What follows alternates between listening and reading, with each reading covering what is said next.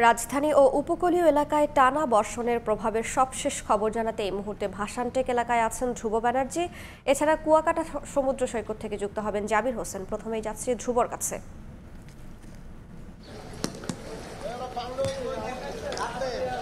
বঙ্গোপসাগরে সৃষ্ট লঘুচাপের প্রভাবে রাতভর বৃষ্টি হচ্ছে। এখনও রাজধানীতে গুঁড়ি গুঁড়ি বৃষ্টি পড়ছে। আমরা রাজধানীর বিভিন্ন এলাকা ঘুরেছি এবং রাতভর খুব বেশি বৃষ্টি হওয়ার কারণে রাতের বেলা আমরা যেটা লক্ষ্য করেছিলাম, রাতের বেলায় মূল সড়কে কিন্তু পানি ছিল, কিন্তু সকাল থেকে গুঁড়ি গুঁড়ি বৃষ্টি হওয়ার কারণে মূল সড়ক থেকে পানি সরে গেলেও রাজধানীর যে নিচু এলাকাগুলো আছে, যেমন বিভিন্ন গলি যেখানে রয়েছে, সেই গলিগুলোতে এখন পর্যন্ত কিন্তু পানি রয়েছে। বেশ কিছু এলাকায় আমরা লক্ষ্য করছি, এখন যেমন আমরা রয়েছি রাজধানীর মিরপুর এলাকায়, এখানকার সড়কগুলোতে, ভেতরকার সড়কগুলোতে মূলত এখন পর্যন্ত পানি রয়ে গেছে।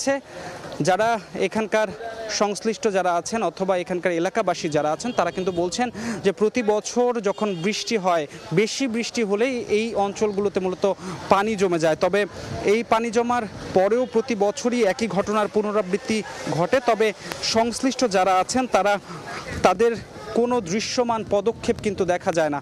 সুতরাং সব কিছু মিলিয়ে এখন যদি বলতে চাই, রাজধানীতে গুঁড়ি গুঁড়ি বৃষ্টি পড়ছে এবং যারা বিভিন্ন নিম্নাঞ্চল অর্থাৎ নিচু এলাকায় বসবাস করেন রাজধানীর, সেই সব এলাকায় এখন পর্যন্ত কিন্তু পানি রয়েছে।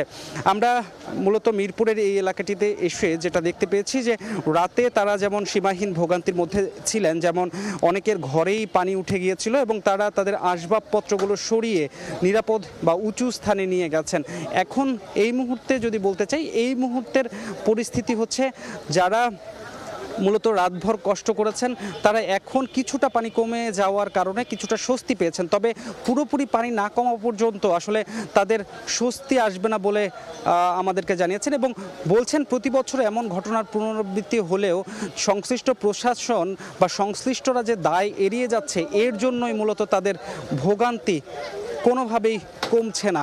আমরা এখন যেখানে আছি, এখানে যে জলজটের সৃষ্টি হয়েছে, সেই জলজটটি মূলত এই সব এলাকায় মূল সড়ক থেকে যখন পানি সরে যায়, তবুও কিন্তু এই যে নিচু এলাকাগুলো, এই নিচু এলাকাগুলো ঠিক এরকমই থাকে। মানুষ কিন্তু বৃষ্টি থেমে যাওয়ার পর প্রায় 12 থেকে 13 ঘন্টা পার হয়ে গেলেও সাধারণ সময়ে এই যে বৃষ্টির পানি অথবা এই যে প্লাবিত হওয়া বা জলজট, সেটা কিন্তু তাদের পিছু ছাড়ে না, অর্থাৎ তাদের ভোগান্তি কিন্তু কমে না। আমরা লক্ষ্য করছি যে এখান দিয়ে যে যানবাহনগুলো চলাচল করছে বা মানুষ যারা যাতায়াত করছেন,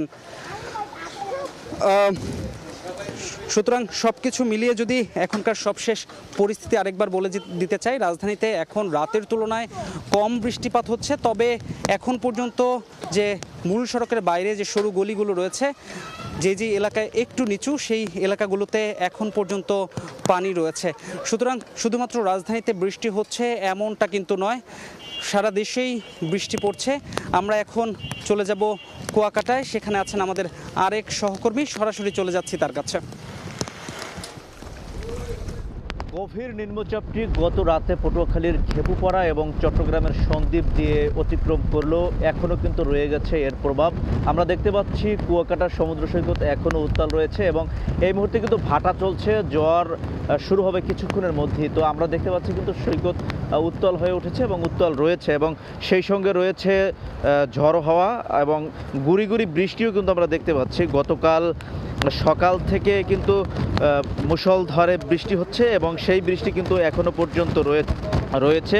গত রাতে আমরা যেটি দেখেছি যে এই যে নিম্নচাপের প্রভাবে ব্যাপক ক্ষয়ক্ষতি হয়েছে পটুয়াখালীর উপকূলে, বিশেষ করে উপকূলের যে নিম্নাঞ্চলগুলো রয়েছে, সেই নিম্নাঞ্চলের ভাঙা বাঁধ দিয়ে পানি প্রবেশ করে লোকালয় প্লাবিত হয়েছে এবং বিভিন্ন জায়গায় অরক্ষিত যে বাঁধ, সে বাঁধগুলো ভেঙে গিয়ে লোকালয় হু হু করে পানি প্রবেশ করেছে এবং গ্রামের পর গ্রাম কিন্তু তলিয়ে গেছে। এবং বিশেষ করে পটুয়াখালীর রাঙ্গাবালী উপজেলার চরমন্তাদ চালিতাবনিয়া ইউনিয়নের বেশ কয়েকটি গ্রাম প্লাবিত হয়েছে। সেখানকার মানুষ বাড়ি ছেড়েছেন, কেউ কেউ নিরাপদে আশ্রয় নিয়েছেন, আবার কেউ কেউ সেই পানিবন্দীভাবে গৃহবন্দী হয়ে কিন্তু গত রাত পার করেছেন।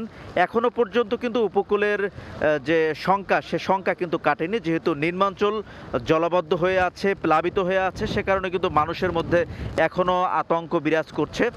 আমরা আসলে এখানকার যারা বাসিন্দারা রয়েছেন তাদের সঙ্গে কথা বলেছি, যারা দীর্ঘদিনের ঘূর্ণিঝড় অভিজ্ঞ, যারা ঘূর্ণিঝড় দেখে বড় হয়েছে, তারা আমাদেরকে জানিয়েছে যে গতকাল দিনের বেলাতে যে আবহাওয়া ছিল বা দিনের বেলাতে যেভাবে বাতাস ছিল, বাতাসটি ছিল মূলত দক্ষিণের এবং পূর্বের, সে বাতাস কিন্তু রাতে ছিল না। রাতে ছিল মূলত পশ্চিমের বাতাস, আর পশ্চিমের বাতাস থাকার কারণে কিন্তু জোয়ারের পানির যে উচ্চতা, সেই উচ্চতা খুব বেশি একটা বৃদ্ধি পায়নি। আর যদি ওই মূল যে ভরা জোয়ারের সময় গভীর রাতে যদি দক্ষিণের কিংবা পূর্বের বাতাস থাকতো, সেক্ষেত্রে কিন্তু সংখ্যা আরও বেশি ছিল। তো এতটুকুই ছিল পটুয়াখালীর কুয়াকাটা থেকে আবহাওয়া পরিস্থিতির আমার কাছে সব শেষ।